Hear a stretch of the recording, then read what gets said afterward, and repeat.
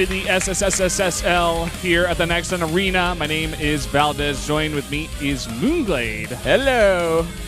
And we had Maru pretty much bop Hurricane. That second game even looked okay for Maru. I mean, to a point. Until he went to the main and got crushed. But enough of that. It's time for the most handsome pro gamer in career. It is Zest. Yep. The chisel toss. The Zest is best. The Zest is best. The handsome god. Yep. Look at those achievements, by the way. This guy's one of the best products in the world by far. Yep. I can't even look at that, Moonglade. I'm too focused on his body. Well said. Well said, and I agree. I'm looking at that sculpted figure. I'm like, how did he get so perfect? Yeah, man. I want to see Kenzie get down there and take some real shots of him, man. You know, he's gonna I'm sure he's down there right now. He's somewhere. He's here in the studio. Right now he's taking pictures of Leenock, actually, our other player that's playing today with some pretty cool hair. Indeed, Valdez. And he has also quite a list of achievements himself, part of Yoey Flash Wolves. And, he did not too bad last season, got into the round of 8. Besides that, he's kind of dropped off since last year, and he had a lot of results in 2014. And obviously long before then in FXO and whatnot, he used to be such a star player in Starcraft 2. But he's kind of forced to come back to career, really focus here, and he's in the trenches, man. He's having a hard time, but he's still damn good. He's trying to dig himself out. He's gonna go up here against Zest, a pretty hard opponent. He was able to knock out Flash 3-1, but Flash not the dominating play that he used to have. And, did he ever used to have it? Well, back in Brood War at least. It's been a while, but yeah. I mean, a good victory at least. Everybody's hoping for a comeback from Flash, especially the Monday caster from Pro League. He votes for him literally every time, regardless of his opponent. Yeah. Zest here able to take out Byung 3-0. Now that's an opponent to beat. That's actually really impressive. Byung, a sick Terran. One of the underrated Terrans, but definitely one of the best we have here. No, for sure. I mean, Zest right now definitely looking like top 5 Protoss these days. Just kind of on a roll, making it back to his former self. You guys see some of his stats over here. Pretty good win ratio against Zerg. Hasn't played that many games there.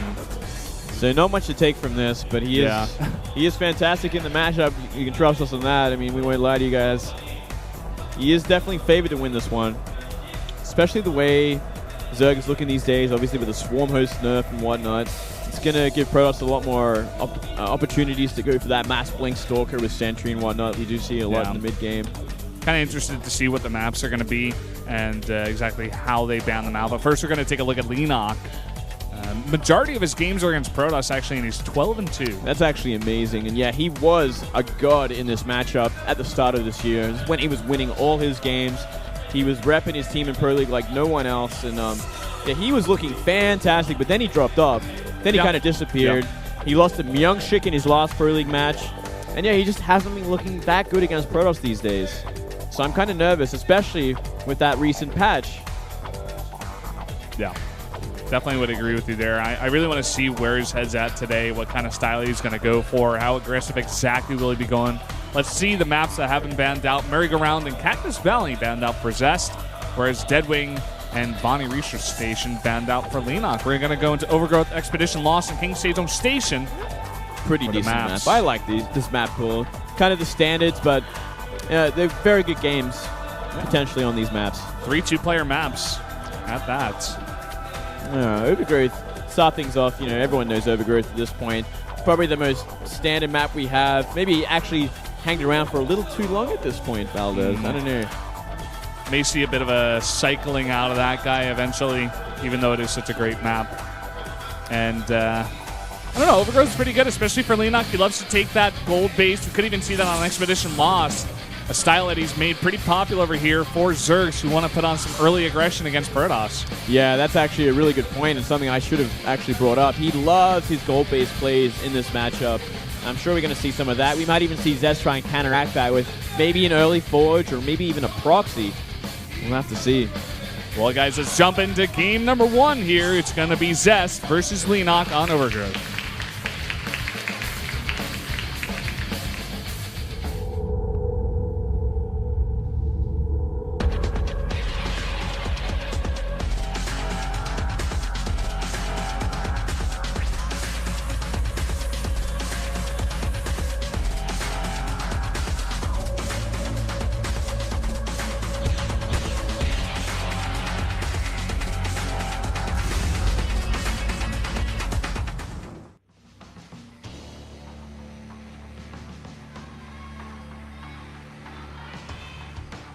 Here in the top right, in the blue, our Protoss player from KT Rolster. It is Zest.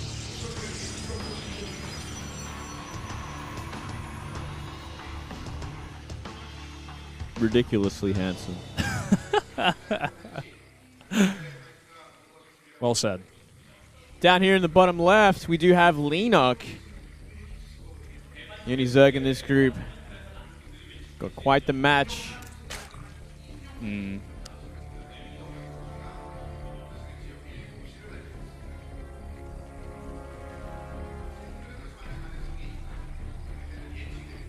Didn't catch that timing that I was trying. Wow. Bless your heart for trying. Says they're going to meet again in the final match. Wow. He has a feeling. Well, and you know what? I can kind of agree with that.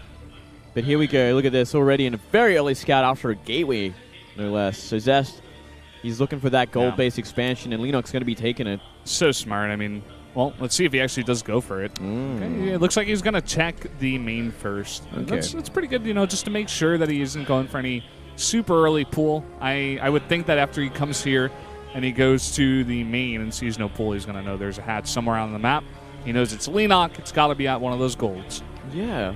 Well, I guess he's not going to try anything too aggressive based on it either. He's going to scout. He's like, okay, so it is going to be that gold base. We could actually just see him. No, I guess not. My thought was like, what if he scouts the natural, sees nothing, scouts the main, sees nothing, throws down a forge and starts chrono boosting out zealots, and just goes for that gold base. You know, that could actually do something, but maybe that's a bad thing. Maybe that puts him too far behind. Maybe it's a little bit too much of an investment. Yeah. I think if you're Zest in this matchup, I think you're definitely the favored guy going up against Leenock. I mean, Leenock's a great opponent, but Zest definitely proven himself a little bit more. And for Zest, I think I'd just be like, okay, it's game number one. Let's not do anything too crazy. I know what he's doing. I can play standard and just try to punish him for what he's doing a little bit later on. Yeah, maybe he thinks so. I can just play a standard game against this. Even if he takes the gold base, like I know what to do against it. I just have to play very careful style. And he's going to see it finally and be like, aha. He should have known this was coming a while away. So I have no doubt in my mind Zest has thought out this situation. He knows exactly what he has to do. Yeah. You're playing against Leenock in basically any kind of situation, best of 1, best of 3, best of 5. If you're playing on a map with the gold, you're almost definitely going to know that he's going to take it just because he does it so often. Never really gets hard counter for it though. Like I can't think of a time when someone Protoss is just like, well, I'm just going to counter rush you, or I'm gonna do something crazy. I guess it is kind of a hard situation to cannon rush as well when you think about it, because that's cannons at a gold. Like that's actually going to prove to be no strategic advantage if he cancels the hatchery and expands it like his natural or his third base. Yeah. So it is like it's got a number of layers on it, which makes it just a little bit harder for Protoss to kind of deal with it with a like early aggression or a rush. It's interesting. Speed coming out here for Leenock, and 2 extra gates added for Zest. Now, this doesn't necessarily mean a ton of aggression. It's only 3 gates. I mean, we already see some sentries popping out, and he could just be going for a third base. I think this has to be the third base sort of build. He's going to throw down a Stargate as well. So it probably is going to be Oracle into Forge, 3 gate, make a number of sentries, go for the third base, play it from there. I think a lot of sentries in this sort of situation is a great idea because you are going to be facing that gold base aggression from Leenock. And he does love to go for that mass roach attack. And Lings before that, we did see him get the very early Speedling upgrade. You could even, you might go for an Oracle into Void Rays as well, simply because of that as well. There's a lot of ways to go about it. There definitely is. Do you see a bit of a chrono boost on that Warp Gate research? He could go for a little bit of pressure with this first and then go for an expand. Still no Forge out of Zest. Poking out here now with this Mothership Core and a Stalker. But keeping that Sentry at home, wants to make sure he doesn't lose anything to some kind of big circling run by. 3 more Stalkers are warped in. Oh. This is interesting. And he's hiding them actually for now. Yeah. Leenock has no idea about this actually. So, well, I mean, he does have that Mothership Core. It does have enough energy for a recall, so he can be pretty aggressive. Run up here, find some damage, get a Queen. But there is a Spine here.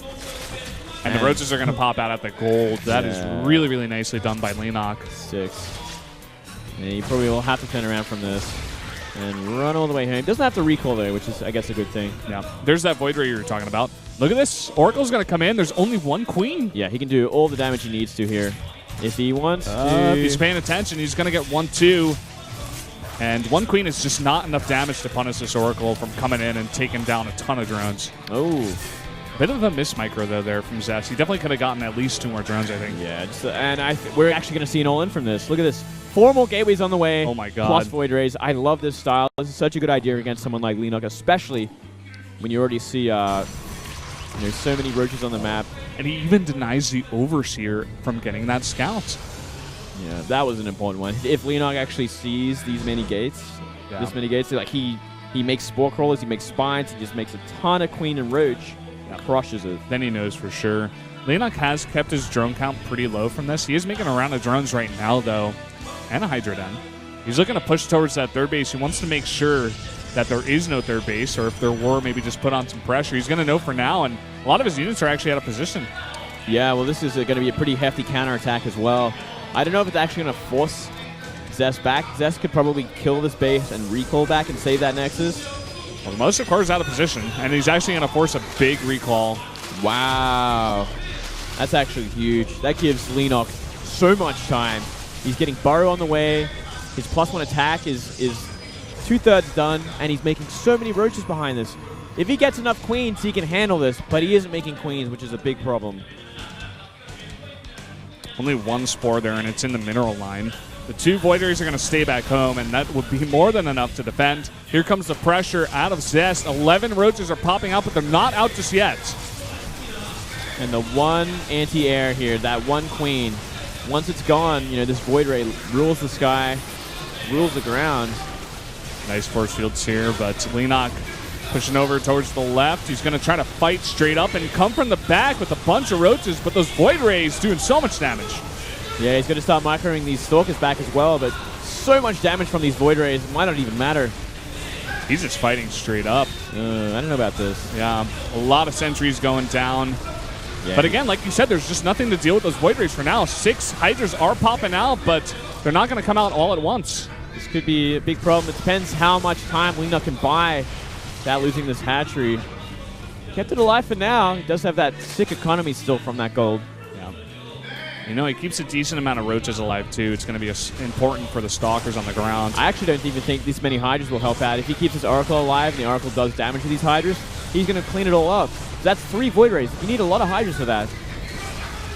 Drones being pulled off the line. The Void Rays doing their damage. Those Hydras in the back doing some decent damage as well. The drones are going to tank a lot of the damage there from the Stalkers. Yeah, still, that is 8 drones down on that gold base. That was already pretty low saturated. The 1 Spore is going to go down as well. Oh, takes down the Void Ray. And as you guys saw there, a lot of the units of Leenock actually not fighting in that battle. Yeah. Big mistake. And now even with just Mass Stalker, he might be able to just snipe down this hatchery and back off. He could kill this army as well if he wants to. Leenock's going to be very careful committing to this fight, especially off creep. He's just being very careful about it, and some more roaches being caught out. 10 more drones. And he's down to 28. He's on 2 base. Zest has an incredibly scary army. Looking to put on more pressure still. Well, I think he can just go at this point. Looking at what we see from Leenock, that army is just way too small. And if we see Zest just keep warping in, he could just steamroll this. 20 supply up. Now, it looks like Leenock's only choice right now is to go for a counterattack. And there is no bonus, of course, so no recall available to Zest, but I'm just not sure if it's going to do much. Queen's out of position as well. Needs to get those Zealots in the front, but no, that is simply too much. Yeah, right on the doorstep, not going to be able to do much damage. There's a small counterattack here. But, I mean, with 7 gates, you can warp in a hefty amount of units there back at home, doing a ton of damage at that natural. Not warping in all at once, just 3 Zealots there. He's trying to Chrono Boost out a Void Ray, it looks like. And here we go, the big fight in the main base for Leenock, and Zest just has way too much. He might lose a chunk of his army here, but that's not enough anti-air, even for the Void Ray. Yeah, there's 1 Hydra now. He's just focusing that down. Absolutely not enough for all these Stalkers. Counterattack back at home, not enough damage. GG. Zest is going to take game number 1. Great style from Zest. Really pretty much a hard counter sort of composition to what we did see from Leenock. And Leenock has shown that style a lot in the past, especially with that army as well, going just simply roaches. He was hoping that Zest might go for that third base so he can apply a lot of pressure and try and kill it with the speedlings and roaches. Yeah. The counterattack, you know, that force that was checking for the third base, it did do a little bit of damage, forced that recall, bought him some time, but it was just not enough. Like, not a critical mass of Hydras were in the back to deal with all those air units, and Zest just had way too much stuff. Yeah. That was pretty much it. So, looks like that's Pet, actually, in the booth talking to Leenock. Ah, it might be. Not a bad choice to have, you know, behind you. Pet's fantastic Zerg, actually. One of the underrated Zergs for sure. Yeah. And, going to help out. Probably a bit more useful than your coach coming in. You get another Zerg player to give you his 2